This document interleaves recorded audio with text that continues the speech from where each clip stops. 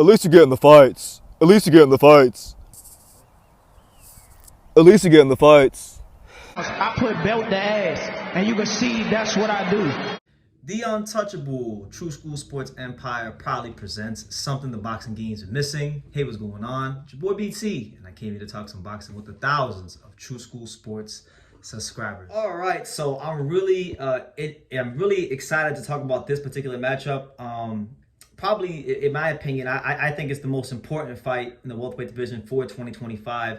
You're gonna have the former undisputed lightweight champion and former WBC 140-pound champion. Moving up, Devin Haney, your favorite fighter. Yes, sir. Taking on the fighting pride of Atlanta, Georgia, and just the representative of Southern boxing in America. Yeah. WBO champion, coming fresh off of the 2025 knockout of the year against Jin Sasaki. Brian Norman Jr., who's really just seeming to be like a shooting star right now. His stock is just shooting higher and higher and higher. Before we even get into that, Pops, you got to make an apology to Brian Norman Sr. Yeah, man. Because he told me, he said, tell your pop what we said. Yeah, man. Apologize to both of you guys. I don't know boxing all the time. I respect Boots. But goddamn, right now, I have to ride with the momentum. I have to ride with that Atlanta storm. You know what I mean? So I think, I apologize for me. And if this ever fight ever happens, when it happens, or whenever it happens, I'm riding with the storm. Okay, because for those that don't know, a while ago when the whole Boots Brian Norman thing happened, Pops got very vocal about Brian Norman turning down the fight, the offer at the time or whatever it was.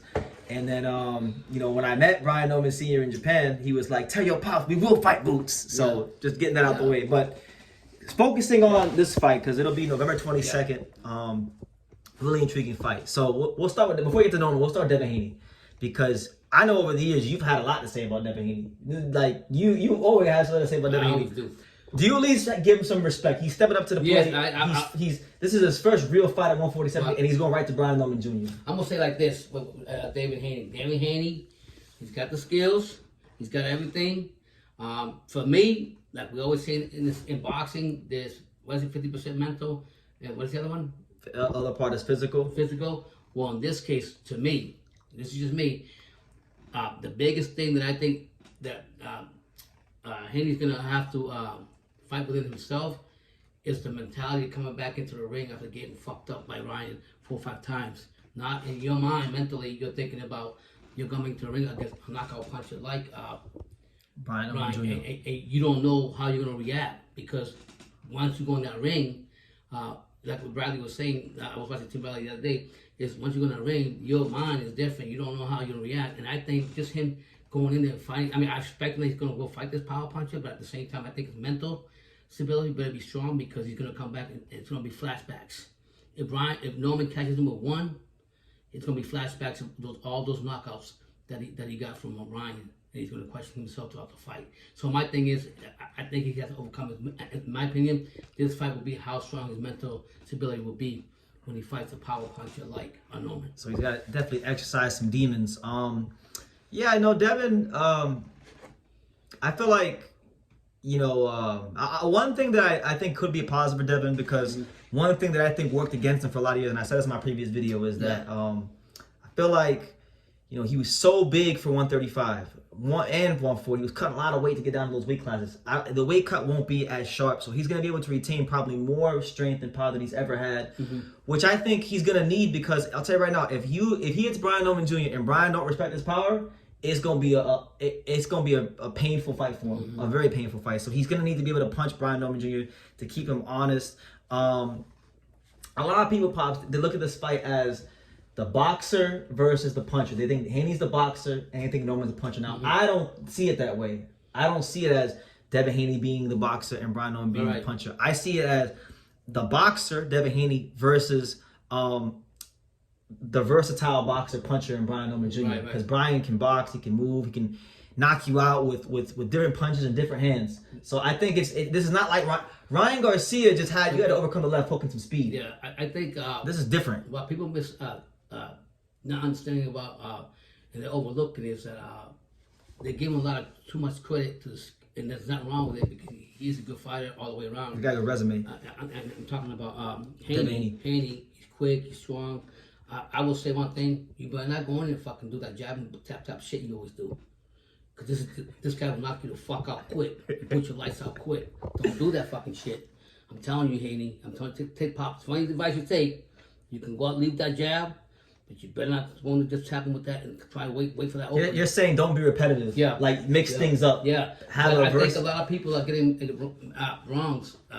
They're not degrading, downgrading Norman, but they think and we always say skills Because he hasn't fought the names. He hasn't fought the big names, you know. This and that. But you can have all those skills. You had all the skills against Ryan, and you still got your ass kicked. And that was a power puncher in Ryan, right? And you use all those movements, all those skills. And I'm not saying they're the same fighters, but what I'm saying is, all you people that are thinking that this guy's gonna beat a slow-footed or whatever you guys think about Norman, you better do your homework, because even with Norman fighting Sasaki, Sasaki's a forward, quick fighter, and he adapted pretty well, and he knocked him out. Don't tell me he's a 135. Don't tell me about Sasaki. I'm just telling you that the quickness, the speed. No, he's not a Haney, but what I'm getting, if he can adapt to something like that, Haney, people, you're all gonna find out fight night that guy kid from Atlanta is the real deal. And to respect Norman, I was watching that video. He actually gave a lot of props To Devin. He's not downplaying Devin. No, He's actually. I'm not one of those fighters that are gonna talk shit or hate about a fighter. I'm not here for that. I'm here to take care of me, and I'm gonna give this guy his real flowers. He's just accomplished, whatever, a promoter. He went out to two times to the country, done this thing. So I'm not sleeping on him. I know what I got in front of me. So I'm not gonna talk back about it. But don't you guys? I think you guys are just got a little bit of flame on the guy that's got the fire now coming to the fight. Yeah. And you're gonna see the difference. What I'll say about Norman's resume, right? Because we'll be honest here. Yeah. You know, he's really come to prominence over the last 3 fights. Santiago, Cuevas, Sasaki. These are the 3 fights that have made Norman and got him to this point. Let's be real. Right. You know, before that he fought Quentin Randall, didn't look so good. Janelson Figueroa didn't look so good. But look, he had to go through a learning process. What I'll say is this, and Devin Haney fans will hate me when I say this. Mm-hmm. Y'all talking all this junk about, Devin or Brian fought Santiago and Sasaki. Bro, I guarantee you, if Devin fought Santiago and Sasaki back to back, he's coming out of that lot. He's losing to one of those guys. Because Santiago, he's as strong as they come. That dude won't go anywhere for the whole fight. Mm-hmm. High volume puncher, big and strong. Go back and rewatch Santiago. Norman is strong as shit. Yeah. And Norman had to hold his ground on the ropes and counter to get this guy off of him. He would not stand right on top of him. Yeah. People talk shit about Jin Sasaki, right? Because Brian Norman made it look so easy. But look, Jin Sasaki had an 89% knockout ratio when they fought. Yeah. Jin Sasaki one of the hardest punches in the welterweight division. Mm-hmm. And you know what Jin Sasaki got? He got a left hook. So Devin Haney doesn't really know how to defend that great. So that being said, I just think it's easy to downplay guys because they don't have the big names from the promoters. Yeah. But those are quality wins, and those are wins that I definitely feel for Brian Norman. Both Santiago and Sasaki are going to age well. Yeah, and I'll say like this to Haney. I hope he comes in here. He looks a lot strong. He looks a lot bigger, of course, and all that training and everything. I just hope that that he comes in there. And respect for taking a tough fight like that. He could take him too light, whatever. He came in and did that, so I give props to that.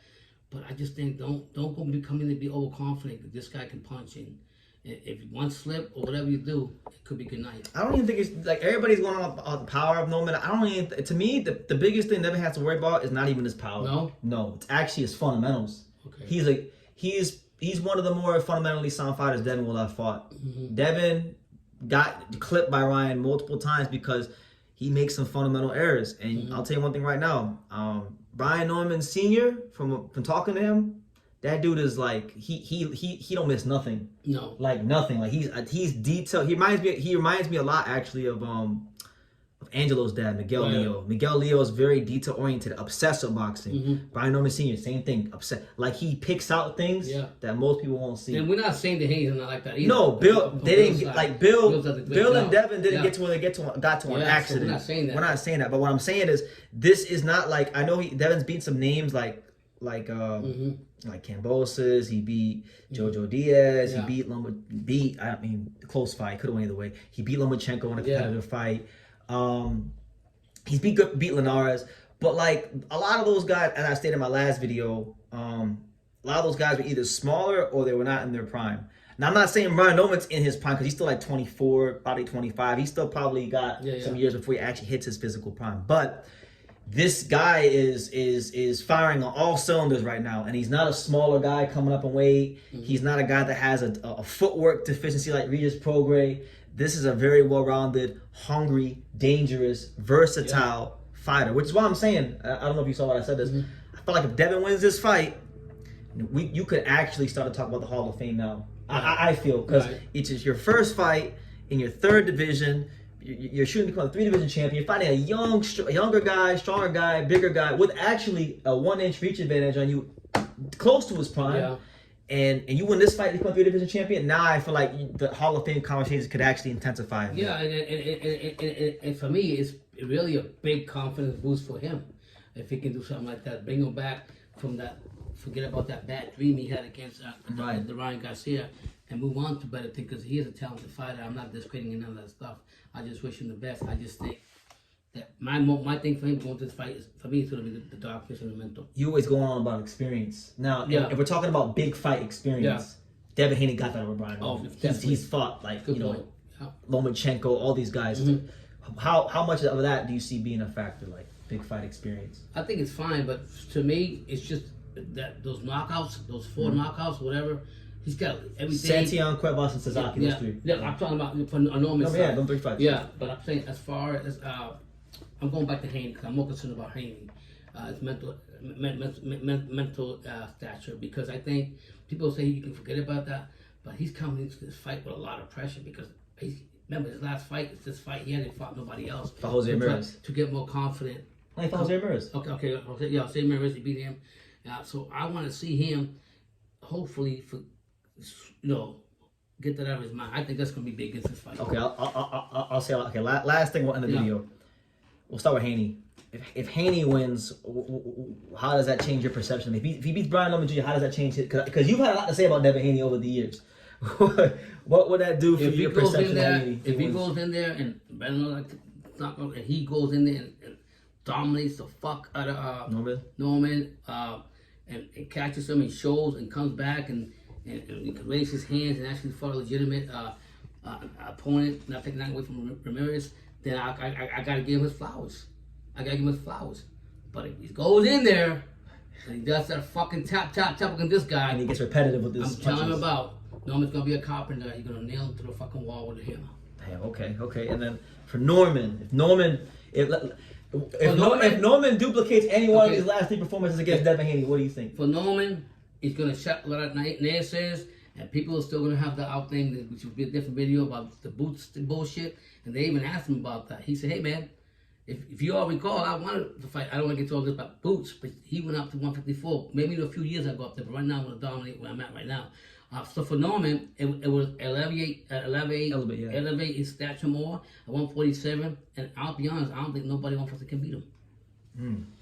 Yeah, and the division's real thin right now. Yeah, and for Haney, it's a big ring for him where he again will climb the mountain with this big win. Truth be told, I mean, if he beats Devin Haney, and a lot of y'all may not agree with this, but like I really think that Brian Norman, because you gotta remember that the welterweight division, that era of Porter, Kell Brook, Thurman, that's done. Yeah, all them guys are done, and Spence. That's all done. Crawford, that's all done. It's in a transitional phase, right? And Boots moved up, right?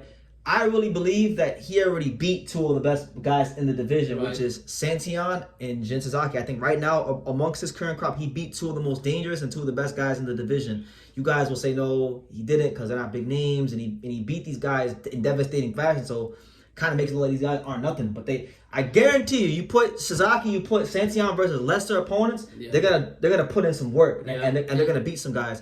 So if Norman beats Santiago, Sasaki, Haney, to me that's like you're now solidified for sure. And both as the number 1 guy. Both fights have gone overseas and proved their worth. So this fight's overseas. Yeah, I'm saying I'm expecting a great fight. I just hope to build the Haney's go in there and they better be prepared. Dot all the I's and cross all the T's. I just see and I know all the casuals and this and that and whatever you think of me, I don't care. They underestimating the Normans, and they're gonna find out what the numbers are about. That's not taking nothing from Mr. Bill and Devin Haney. You got a prediction? Yeah, I'm taking Norman, knocking the fuck out of Devin Haney? Devin Haney. What round? I'm gonna say 5th round. Gee, 5 rounds. Yeah, because I know that's how I felt about Belanga. Yeah. You say that for this fight. I had Belanga 5 against Shiraz. I just think if I just think right now the power I gotta give the edge to him, even though I'm not seeing how strong. I think that this fight for Haney gave him credit. He's actually trained, got new trainers, and he looked built and he looked bigger. So I don't know what he's gonna bring here, but whatever he brings, he better bring it. He better get his respect early. Yeah, exactly. But he better bring it because Norman sat there and a lot of people argue the point, and I don't care what you guys say. The results talk, no matter how you look at it. That supposedly Sasaki is a 135 with 135 with easy positive respect. They can do that, but I'm gonna go to this. I'm gonna say to this. The same thing you all were talking about this fight. A lot of people talking about Haney against Ryan, doing all this shit. And when Ryan hit one time, he was lights out. That was it. And I'm willing to bet that the power that Norman got, motherfucking Ryan, he's good, but he don't got the power that the Randy got. Ooh, okay. So and you guys can say whatever you want, but that's my opinion. So you got Norman. I got Norman putting his lights out. Listen. I'm gonna give some credit to Devin. I think Devin's gonna win some early rounds. I think Devin's You get he's gonna be aggressive from the beginning. I don't know if he'll be aggressive. Well, that would be Is he interesting gonna to make watch. a point? Has Norman ever been pushed back by anybody? Like literally be pushed back? He had a fight. So I know the fight that the Devin Haney fans are hanging their hats on is he had a. So before he went on this run, when he fought Quentin Randall on the undercard of Shakur Stevenson versus Edwin De Los Santos, Randall was kind of a long rangey guy, crafty veteran, and he made Norman look really bad in that fight. It was a good, solid veteran performance. Norman won. He figured him out, but that was like, to me, I don't put much stock into that fight because that was like Norman's, I think, first or second fight on TV. So he was basically developing right in front of the whole world. Right. So he mentally, physically, and confidence-wise, he's a whole different person now. Right. If you look at that fight and you think that's the Norman you're gonna fight, you lost already. Yeah. You lost. So I think, but I believe in Devin's skills. I believe Devin has a very educated jab. I think he's gonna win some early rounds against Norman, but I think in the middle rounds, that Brian Norman's gonna close that gap. He's gonna cut the ring off. The fundamentals are gonna prove to be a big factor. And I think by the 9th, I got Brian Norman in 9. Holy shit. 9 rounds. Yeah. And I'll say it like this. I don't know what punch you're gonna stop Devin with, but I'll tell you this. It will not be the left hook. Wow. Because everyone's gonna look at the left hook. Because of the way he knocked out Sasaki, and because of Devin's history not defending the left hook properly, I don't think he's gonna get knocked out with the left hook. If he gets knocked out, I'm gonna say he gets knocked out with, I'm gonna say a straight right hand. Brian Norman Jr. hasn't knocked anybody out he's dropped guys with the right hand, but I think he could knock out Devin with the right hand. Cause he gonna look. If you go back and you watch the Ramirez fight, whenever Thumb would throw a jab and Ramirez would go to throw the left hook, well, Devin's got his hand right here the whole time. So Devin's gonna be doing this shit the whole fight. So look, if you're doing this on the phone booth, if you throw a jab, right? If you throw a jab and then you hold the phone to block the left hook to the head, what's wide open? Down the middle. Yeah. So I mean, I just the power. Obviously, I think he's gonna bring the more power because there's a big weight class and he looks pretty big for his weight. So I wish him the best of luck, man. I'm not hating on him. I think their fathers had a great ride, but this would be devastating if he can't come here and do what he's supposed to do. But if he wins, full credit. Yeah. And should be a great fight. Respect to Devin Haney for stepping up to the plate and making a great fight happen, and respect to Norman for continuing to look for the best and biggest challenges out there in the welterweight division. So yeah, those are our thoughts, guys. After almost damn near 20 minutes, hopefully you guys are still watching and rocking with us. But what do you guys think? I know Devin Haney fans are gonna hear this and say, "Man, these guys, I hate it. These haters." You know. I just gonna call the way I see it right now. I have to go with the fight with the better momentum and what he's done, and I'm not taking the screen to fight Ramirez, but I also felt when I seen him fight Ramirez on Haney, he didn't feel to me that confident, strong fighter. He didn't have the body language of a confident fighter. He was in there, it took him a while, and he wasn't like his mind. So doing that with Ramirez. Ramirez, and I'm not taking that from Ramirez either. He's an ex-champion or whatever, but Ramirez ain't no a hammer Well, like. Ramirez has seen better days, Yeah. and the 140 And it's a good whatever they problem fought about as this weight. right here. This guy right here is on momentum, and he wants to prove people wrong, and he's talking like an old school fighter. This is his third. Come on. Yeah, a lot of people say Brian Noman sounds like Roy Jones Jr. Yeah, like a last old night you were listening to Brian Noman, and I was recent- sleeping. Yeah, and I'm like, he sound like Roy Jones. Yeah, the most recent interview on Fight Hub TV with Marcos Villegas. Yeah, I'm like, this He's dude so really laid sound back, like Roy Jones. Like, Yeah, but that's what I that was is how he talks. Yeah. Like, that's just how he talks. But listen, guys, give us your thoughts. Respect to Norman, respect to Haney. Mm-hmm. Great fight. And leave your comments down below. Make sure you guys take the time to subscribe. And like I say in every single one of these videos, you can love me or you can hate me, but I'm just a kid from Ding. So until next time, take care, guys.